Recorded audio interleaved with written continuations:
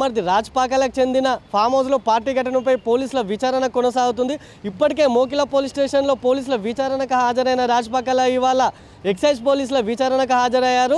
Chevella police స్టేషన్లో జరుగుతున్న ఈ విచారణకైనా తన న్యాయవాదితో కలిసి హాజరయ్యారు. డిప్యూటీ కమిషనర్ దశరథ్ ఆధ్వర్యంలో ఈ విచారణ కొనసాగుతుంది. ఇక పార్టీలో దొరికినటువంటి విదేశీ మద్యంపై అధికారులు ఆయన్ని ప్రశ్నిస్తున్నారు. శనివారం జరిగిన పార్టీలో భారీగా విదేశీ మద్యాన్ని అధికారులు గుర్తించారు.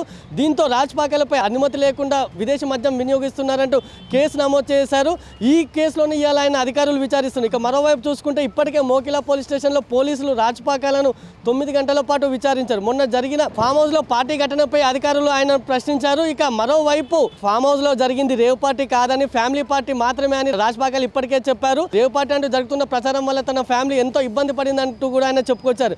ఇక ఇదే అంశంపై అటు కేటీఆర్ కూడా ఫైర్ అయ్యారు. ఫ్యామిలీతో కలిసి దావత్ చేసుకోవద్దా అంటూ ప్రభుత్వాన్ని పోలీసులను ప్రశ్నించారు. పోలీసులు ఈ విధంగా వ్యవహరించడం ఏంటంటూ ఆయన ఇప్పటికే మండిపడ్డారు. ఇక ఇప్పటికే అటు పోలీసులు ఎక్సైజ్ పోలీసులు రాజ్పాకాలను విచారించగా ముందు ఈ కేసు మరిన్ని మలుపులు తిరుగుతుంది అనేది ఆసక్తిగా మారింది.